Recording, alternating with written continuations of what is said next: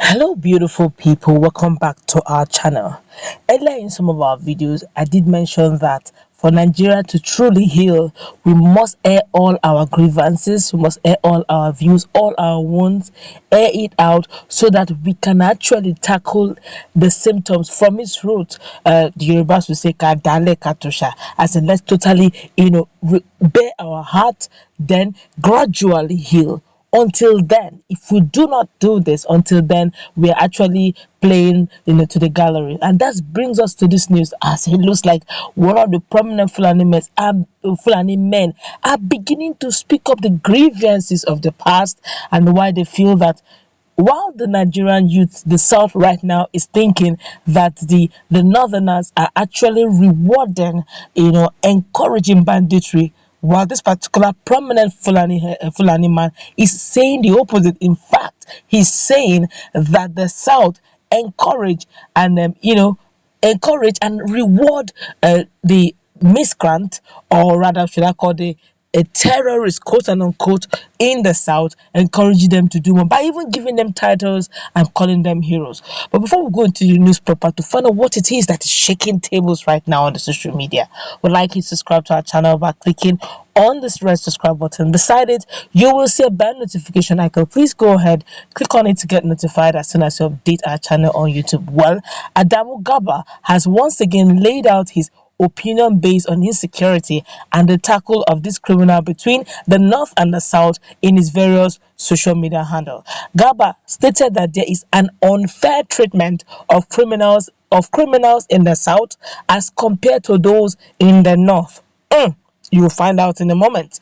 According to Gabak Adamo, he claimed that the South has carried out series of violence against the North, but never received any counterattack from the North. He described the South as being unfair when it comes to the treatment of criminals and their criticism. And in their criticism, Adamu Gaba started his trend by mentioning 2 to 3 occasions where Southerners attacked the Northerners residing there. First, he started by referring to the massacre that took place in 1999 to 2002 at Shagamu Ketu, that's mile 12 market, that's in Lagos State, Alaba market, also in Lagos State, Ajegule Idiaraba, which is also in Lagos State, and so on by OPC. That's the same OPC. Let's continue. Furthermore, you also mentioned also another southerner in another region, okay, that also committed same crime. And this time around, he's going to the southeast. The first one was southwest, southwest, that's the Yoruba land. Then now he's going to southeast. He mentioned the leader of the Masob, Raf Owazurike, tormenting the northerners and non-Igbos in the east, and described that their actions were celebrated and they were called heroes. He also mentioned Asari Dokubo government, which was filled with kidnapping, bombing, and destroying Nigerians' critical nations' assets, and now they are now looking towards the north. Okay, but let's break this down from him. He said the hypocrisy I speak about earlier today was central to the administration of the justice system in Nigeria as it concerns issues in Nigeria. It appears that the North is always played. He says if each time Southerners are always playing or they're playing on the Northern's intelligence. He said this must be addressed for a saner, just and peaceful Nigeria. Good one. Let's continue. He said, for example, that the North that in 1999 stroke 2002 that they did a lot of mayhem to Northerners in the southwest by the OPC, Odua People's Congress. He said the North did nothing, and eventually the leader of that same OPC, which is now Gani Adams, is now the Ààrẹ Ọ̀nà Kakanfò of Yoruba land. Grievances I was saying about the other time is beginning to come up. And I said also Wazurike, who also did so much, is now the leader. He said he's even a headbanger of Nnamdi Kanu's IPOB. That Masop is a headbanger of Nnamdi Kanu's IPOB and is actually being called a hero. He's being respected, valued, and elevated, and positioned as a leader of the people. He now went to the third region, that is the south. That is the south. He mentioned Asari Dokubo. He said that Asari Dokubo government and Tompolo was busy kidnapping, bombing, and destroying Nigeria's critical national asset, and they were elevated by their people, given ordained chieftaincy titles, awarded massive contract that turned them into billionaires overnight. They were heroes. He now went further. He said, throughout all these, the South has a way of accommodating those who are otherwise supposed to be called criminals, but they're called heroes. Granted them reputable standing and use media to whitewash them. For the North, a different story altogether. Man, this guy is dropping bombshell.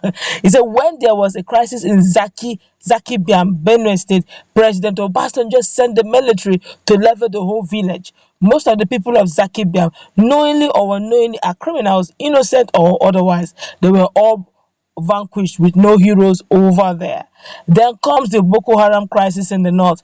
President Yar'Adua ordered all of them to be condemned as terrorists. No one should listen to them or at least find a possible way of reintegrating them. The only resolution was to kill them. We all know the outcome. And now we have the problem of herdsmen and bandits in the north. Solutions, you still want to go the other way. No one is talking about other means. No one is talking about other means. No one is talking about how to go about it. All everyone is carrying away with a feast by a feast on how to go about this. These bombs may destroy many families before killing one bandit, as we see in the northeast and Zakibiam. Well, Gabashew urges that the current insecurity in the north should not be tackled via ammunition, but they should look at this and treat it with decorum. Instead, he claimed that the South gives these same criminals with position, status, respect, and money, what which did not apply to the North. He has shaken plenty tables. The table he's shaking is plenty, and Nigerians are responding everywhere. The table is just shaking. Well, let's look at this critically. He mentioned the Zakibiam issue. I could still remember, and something led to that, and something led to that. The then Olusegun Obasanjo, president of Nigeria, didn't just wake up one morning and raise down Zakibiam. Something led to that, and that was why. If the president of Nigeria is still Olusegun Obasanjo, what we are facing now, we won't face it. See, I always say this: when a problem starts, tackle it immediately. Don't wait for it to become an inferno, because when it becomes an inferno, you may not be able to correct it. Now he mentioned the issue of OPC. That's that now that Gani Adams is now the area now for. They should ask the question: what led to the formation of OPC? There was an insecurity issue.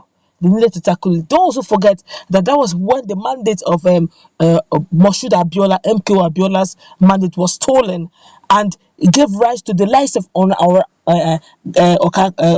Gani Adams. That this Are we are talking about. Are has been in the days of MKO Abiola. If some of us know the history, Are fought the fight. I could stay in Ikeja computer village. Are was there. He took in fact, Are championed the fight. Let's not just go, let's just meet in a comment section. So I don't want to, let's look at this now critically. He's talking now from his own angle, that when the South started their own, they were pampered, they were compensated. Now the North have started theirs. Shouldn't they also be compensated?